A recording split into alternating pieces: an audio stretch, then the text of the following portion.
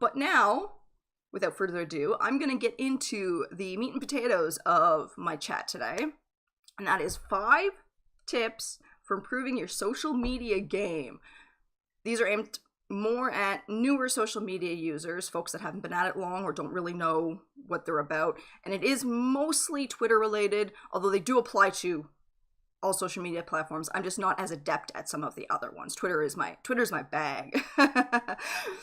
So tip number 1, make sure your usernames match across all of your profiles. Now I know this can be difficult, especially with certain more common names. They can be taken on different platforms.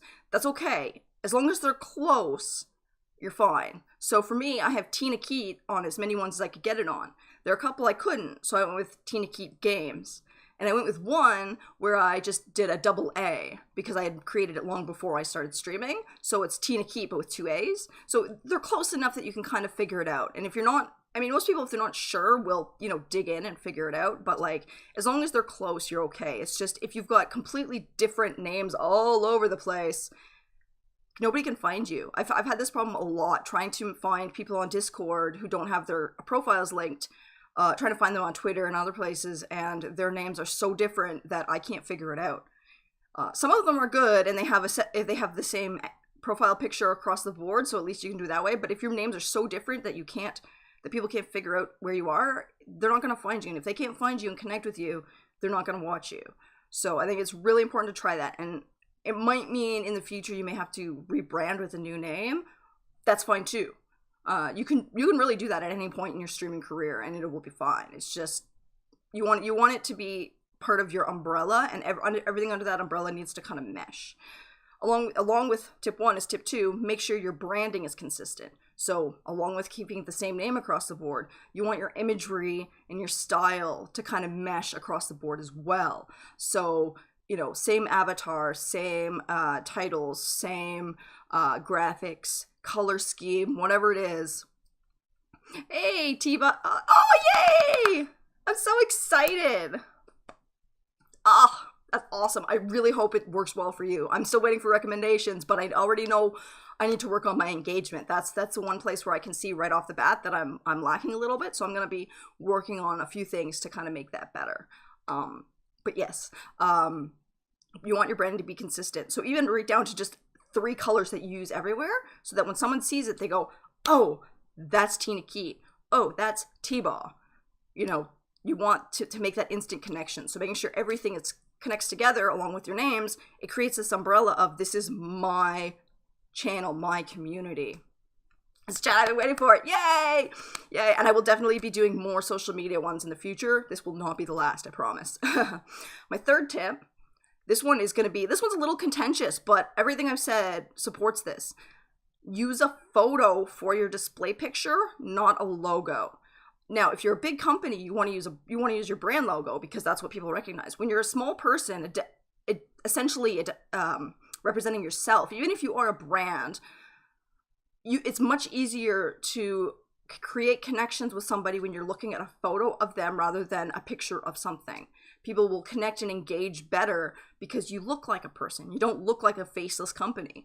So having a picture as your social media icon rather than your logo will actually help bring in more viewers. And I mean, when you get when you get like more experienced and further along and bigger, it may actually work out to change to the other one. But early on, you want to be a person. You don't want to be some rando whatever on the internet. Like, you want them to go, hey, I like this person and what they're doing, their content, their activities.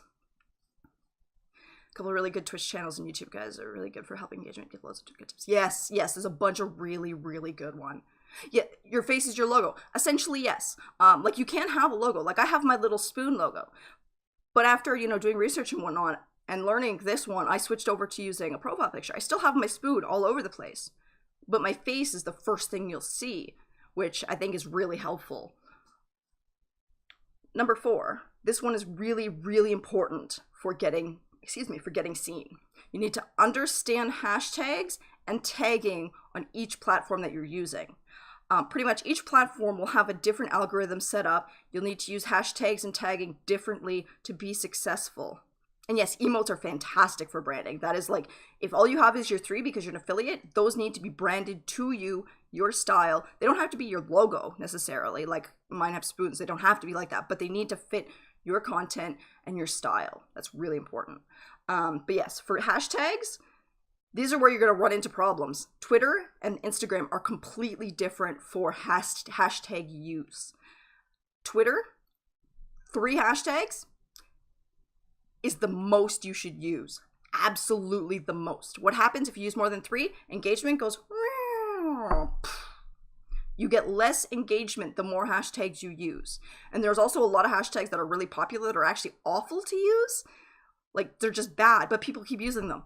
Support small streamers. Pretty much the worst hashtag you can use. One, it's labeling yourself as small, when really you shouldn't be thinking of yourself that way at all. Because if you're thinking of yourself as small, you're not thinking of yourself as growing. You're not thinking of what you will be in 6 months, in a year, in 4 years. You're keeping yourself small because you're thinking small. But not only that, the only people that use it are other streamers, other small streamers that won't come and look at you. It's a hashtag bloated with brand new streamers that all have potential, and that's it. No viewers, no nothing. Do not use it. As well, tagging. You need to be very meticulous with your tagging. Make sure the person you're tagging has expressed an interest in being tagged, and make sure you're only tagging them in things that matter, and do not tag them in every post you use. I mean, I love some of these folks, but I've been tagged in the most asinine posts that have nothing to do with me and have no reason for me to be tagged or to retweet it. Only tag something that needs to be reposted or needs to be seen by a specific person. But with Instagram, it's the opposite end. You can use 30 hashtags, and you should use 30 hashtags, which is kind of crazy for me. I have no idea what to do with 30 hashtags on Instagram when I'm posting about my streams. But I was looking at, when I was writing my script for this, I was looking at some different statistics, and most of them said around 11 is like the minimum you want, because that's where you get the most engagement, and the more you have, the more engagement you have, which is totally opposite of Twitter. So you got to remember, you can't just copy pasta across the board.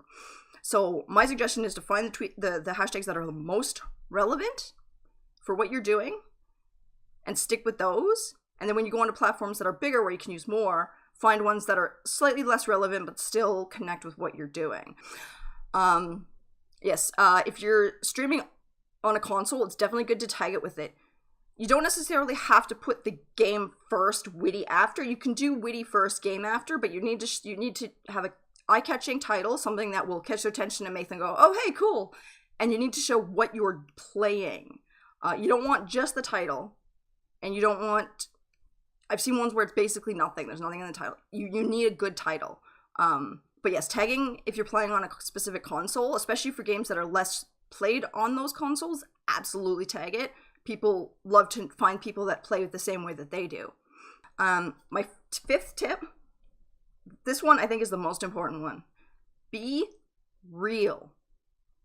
Be a person, not an auto post bot. Blech, auto post bot. What do I mean by that? Don't just post your going live. Don't just retweet other people's going live. Post about your life. Post jokes, opinions, cat pictures, whatever, anything. You need to show people that you're an actual person that they can engage with, who's interesting. They can, through those tweets, those pictures, they can see what kind of person you are, what kind of streamer you are, and that'll help you make connections with more people. Along with this, the 2 things you should not do. Do not auto-post anything on your tweet stream. I know people want to use the auto, thank you for following me. Don't. Especially if you get a lot of followers. It is annoying. And I have unfollowed and muted people for doing that because it just clogs my feed up with crap that no one cares about. If you want to thank people, either send them a personalized DM or write a personalized post that is clearly not an auto post. Both of those are great ways to make connections. The auto posts are annoying and awful. The second is do not use auto DMs. For the love of little baby Jesus, do not use auto DMs.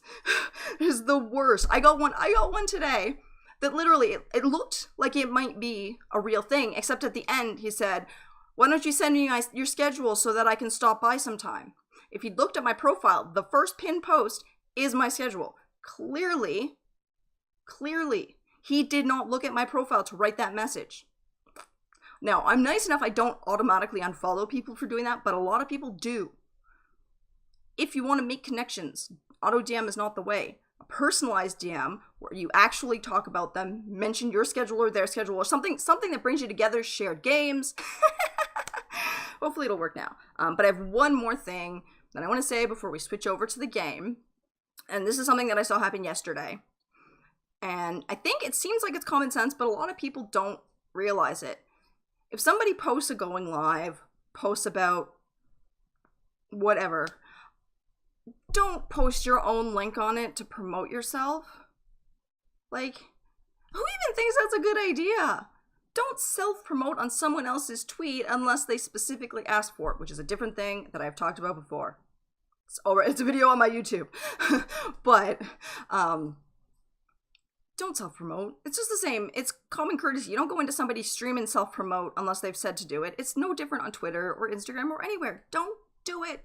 Don't do it. Post your own posts. If you really want to get seen, find somebody who's willing to retweet you and tag them, and then they can retweet it. Just don't do it. Oh, my brain is so mush. So mush. I know. Yes, Kane. Kane was the sufferer of this. And it's just, why? Why would you do that? I can't even. I mean, I will say this flat out. I am not a social media pro. I am not a streaming pro. I'm clearly not partner or anything like that. But I've learned a lot of common sense stuff that a lot of people seem to miss. Oh, what even is this? Yes, lurk. Oh, I have a video about that. Follow for follow. Do not follow for follow. Do not follow train. None of that crap. There's already a video on my YouTube about that. It's just bad. Don't do it. Zulapap. He's advertising me in my own stream. Whoa. I'm also been seeing a concerning issue where a lot of stream communities are starting to become kind of pyramid schemes, which, I mean, most of them, they're not bad communities, and you can still grow and make lots of connections. It's a very small minority that are so bad you shouldn't be involved. It's just you have to be aware of the kind of things that are happening so that you can make sure that you're protecting yourself just in case things fall apart. Yeah, negatively impacts growth. If you're lurking, it needs to be conscious lurking. So people that you are connected with, who you will watch if you can, who have content you actually enjoy and would actually promote. Lurking a rando you've never heard of before, it's not going to help you. It's minimal help for them at best.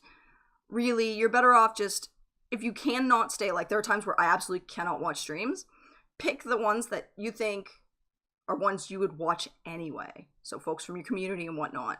But I mean, ideally, you shouldn't be just straight lurking. You should be able to at least say a few things in chat and then go on with your day with whatever you're doing while you watch it. And that's usually what I do.